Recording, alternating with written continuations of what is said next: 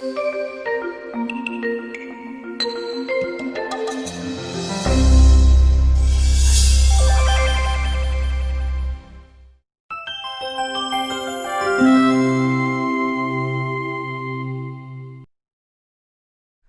Reverend Charles Gomes had a vision for the Salesians.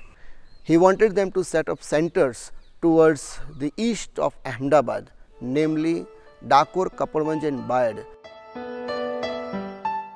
Father Michael Fernandez, the first rector of Dakor Don Bosco, sought the permission to acquire a portion of land in Kapadwanj for the further development in Kheda district.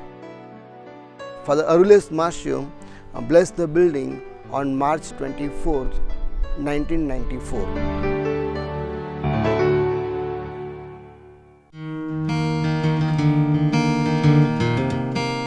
દ્રષ્ટિ એ Kapadvanj Don Bosco સોસાયટીનું એક સામાજિક ક્ષેત્રે વિકાસ કરતો એક પાંખ છે અને દ્રષ્ટિના માધ્યમથી અમે કપડવંજ તાલુકાના 62થી વધુ ગામો સુધી અમારી પહોંચ છે, જેમાં જે પણ લોકો વંચિત સમુદાયના છે, પછાત વર્ગના છે અને ગરીબ લોકો છે, જરૂરિયાતમંદ લોકો છે, એ લોકોના પરિવારના સમગ્રગ્રહી રીતે એ લોકોને આગળ લાવવા માટે, એમના જીવન ધોરણમાં સુધારો કરવા માટે અમે સતત પ્રયત્નશીલ છીએ. સામાજિક વિકાસમાં અલગ અલગ ક્ષેત્રોમાં જે અમે કામગીરી કરીએ છીએ, એમાં ગ્રામીણ વિકાસમાં જે મુખ્યત્વે અમે કેટલીક બાબતોને જે ટચ કરીએ છીએ, એમાં છે એક એજ્યુકેશન છે, હેલ્થ છે, એક આજીવિકા છે, એક નાના મોટા ધંધા રોજગાર વિકસાવવાની વાત છે અને એક છે સંગઠનાત્મક પ્રક્રિયાઓ અને લોકોને સશક્ત કરવાની વાત છે. We have been working not only for the youth but also for the working classes, especially the poor and the oppressed. Started actually with Father Gregory, going to the villages and starting self-help groups. And from there we have developed and become an organization that has moved now into clusters, and we hope to form a federation later.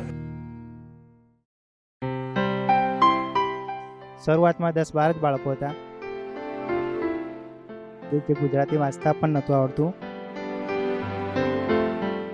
તો હવે સામેથી વારી આવે છે મળવા મને કે ભાઈ મારા બાળકનું પણ નામ લખો અને આવો. દરેક ગામમાં અમે લોકો એક વીઈપી શિક્ષક અમારા છે. દર જૂન મહિનામાં દરેક બાળકનું શાળામાં પ્રવેશ થાય એનું ધ્યાન રાખે છે.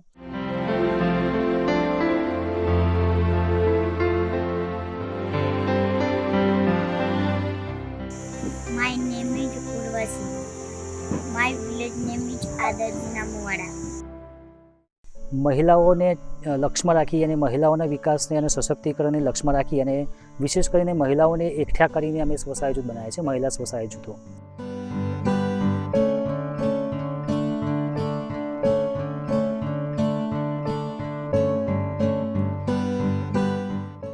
નાની મોટી બચત એ લોકો કરતા હોય છે.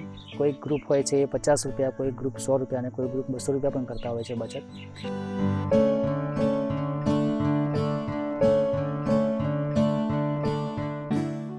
બેંક છે એ સ્ત્રીઓને જ્યારે મદદ કરવા આગળ આવશે ત્યારે સ્ત્રીઓનો ચોક્કસ લાભ લેશે. અને સ્ત્રીઓને અમે આહ્વાન કરીએ છીએ કે આવા ગ્રુપ થકી, સખી મંડળો થકી તમે એકત્ર થાવ, તમે તમારું અંગત વિકાસની સાથે સાથે તમારા ફેમિલીની પણ તમને મદદ થાય એ માટેના પ્રયત્ન કરો.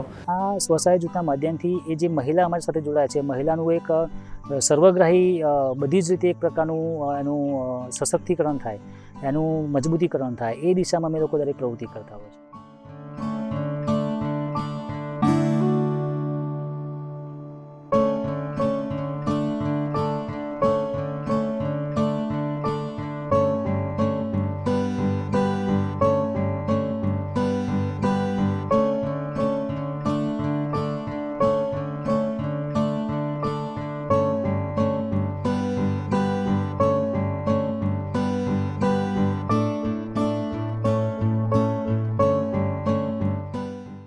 Even if Salesian presence is there or not there, the people should manage by themselves, and that is the reason of training of these women, creating women leadership was one of the things which I personally took and I conducted a lot of trainings for the women so that they can manage their own affairs.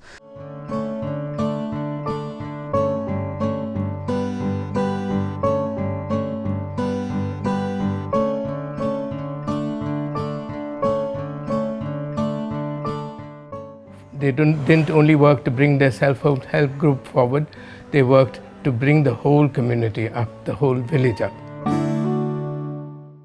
National food security act આ એક act છે જેની અંદર માપદંડમાં જે fit થતા હોય એવા દરેક પરિવારને 35 કિલો અનાજ દર મહિને મળવું જોઈએ.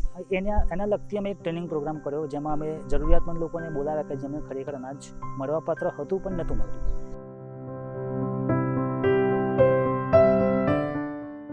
અનાજ નહોતું જ મળતું, હકીકતમાં નહોતું મળતું. પછી તો ડોન બોસ્કોમાં જે અમે એમાં માહિતી એમાંથી મળી. ફરી પાસે અમને ફોર્મ ભરીને આલ્યા, અહીંથી ગામમાંથી બધો 50-60 માણસનો ફોર્મ ભરીને કે બધી માહિતી મેળવીને ફોર્મ ભરીને લાવો, સિક્કો મારી આલ્યા પછી અનાજ મળતું થયું. સરકારી માહિતી અને જે નીતિ નિયમ કાયદા કાનૂની સમજ લોકોમાં હોવી જોઈએ એ ના હોય ત્યાં એ લોકોને માહિતી પહોંચાડવાની, એ લોકોને જાણકારી આપવાની અને એ રીતે એમને પોતાના હક અને અધિકાર પ્રત્યે જાગૃત કરવાની અને સશક્ત બનાવવાની પ્રક્રિયામાં અમે લોકો સામેલ છીએ.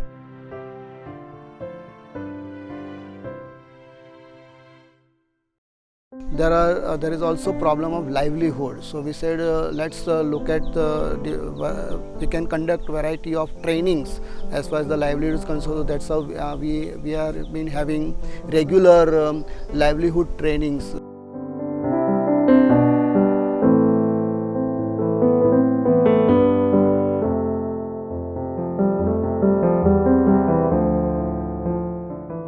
મેં અહીં ચાલુ કર્યું હતા એટલા બરાબર કર્યું તો મને લાગ્યું કરવા જેવું છે. પછી હું મટીરિયલ કપડાંથી લઈ આવ્યો, મોટા પાયે લાવ્યો થોડું, અને 1-2 સ્પૂનનું કામ રાખી લીધું અને ચાલુ કર્યો ધંધો. કેટલાક ધંધા ઋતુગત હોય છે. ફોર એક્ઝામ્પલ બુક બાઇન્ડિંગની ટ્રેનિંગ પણ અમે કરીએ છીએ. તો એ બુક બાઇન્ડિંગનો ધંધો છે એ સ્કૂલો શરૂ થાય એટલે 1 મહિના પૂરતો જ ચાલતો હોય, પણ એ 1 મહિનાની અંદર પણ કેટલાક વ્યક્તિઓ 5, 7, 8 અથવા 10 હજાર રૂપિયા કમાતા હોય છે.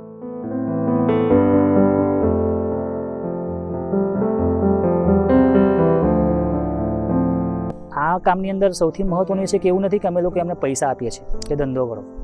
પૈસા તો અમે આપતા જ નથી ખરેખર, પણ જે વધારે અમે કરીએ છીએ અમને કૌશલ્ય વિકસાવવા માટેનું કરીએ છીએ. પૈસા પતી જશે પણ કૌશલ્ય હશે તો આ વર્ષ, આવતી સાલ અને આના પછીના વર્ષોમાં પણ એ લોકો કમાઈ શકશે. We said okay, as far as health is concerned, though the primary health services are not that much of a quality, so we said we will conduct various health camps. So we are organizing various health camps in various in different villages, in every in the villages.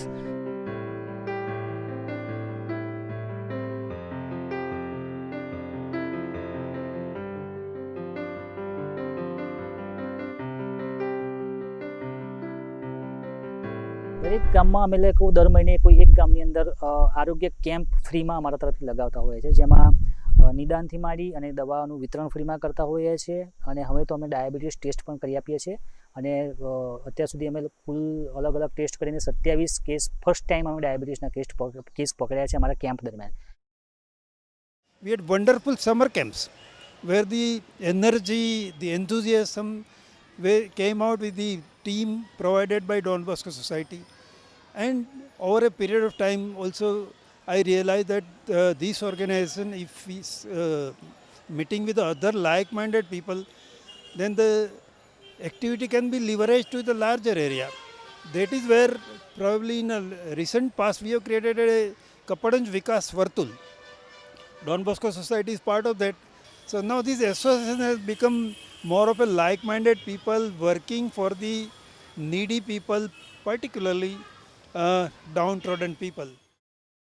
Don Bosco's mission of working for the marginalized and poor and abandoned youth is being fulfilled because we are taking care of them at their local level, at the grassroots level in the villages.